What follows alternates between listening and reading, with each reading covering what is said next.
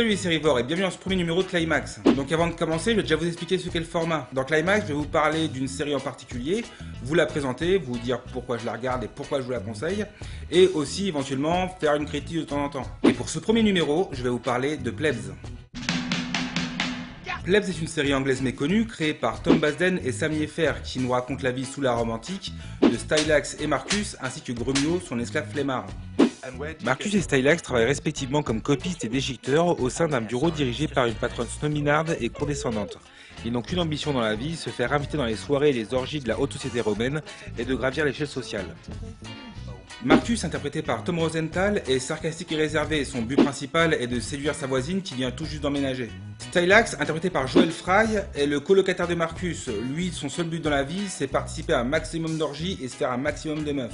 Et au milieu de ces deux-là, on a Grumio, l'esclave flemmard de Marcus. Plebs parle de problèmes très contemporains par anachronisme, et tout le ton de la série joue là-dessus. Comme dans cette scène où ils se prennent un PV après avoir stationné leur char pour laisser Grumio aller pisser.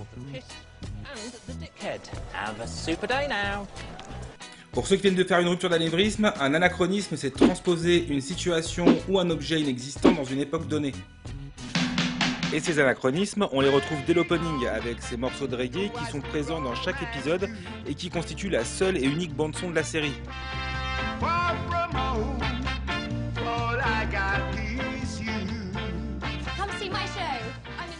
Mais aussi les emplois de Marcus et Stylax, ou comme je vous l'ai dit plus tôt, Marcus est copiste et Stylax déchiqueteur. Ils sont rien de plus en fait qu'une photocopieuse et une déchiqueteuse.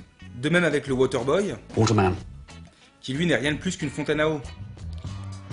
Donc vous l'aurez compris, ces anachronismes sont l'essence même de la série. On le voit très bien ici, où les abords des arènes ressemblent beaucoup à ceux de nos stades de foot, avec leurs vendeurs de produits dérivés, les légionnaires qui font office de service d'ordre, la foule qui s'amasse à l'entrée de l'arène, les buvettes où la bière a cédé sa place au vin, et on pousse même le vice jusque dans les gradins où les spectateurs entonnent des chants de supporters.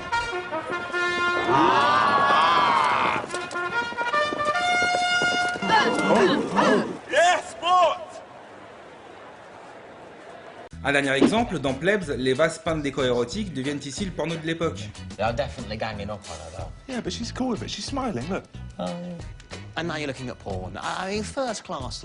Et c'est ce mélange de décalage et d'absurde qui fait tout le charme de la série. Mais la grande obsession de ces trois lascars, ce sont bien sûr les filles, et sur le sujet, leurs questions existentielles valent vraiment le détour. Et ils ont même été jusqu'à faire un gag sur les glory halls. Et là par contre, si vous savez pas ce qu'est qu'un glory hall, je vous laisse aller chercher par vous-même.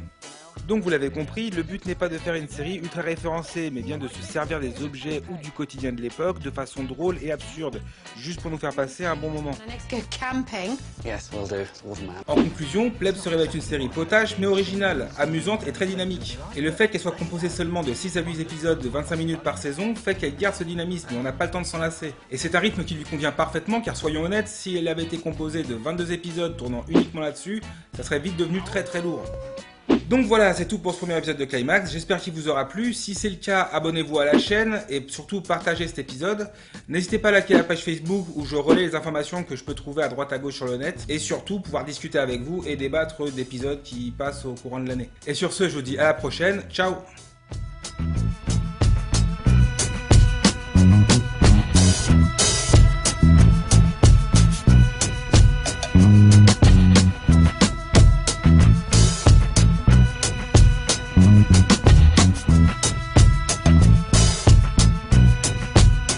Mm-hmm.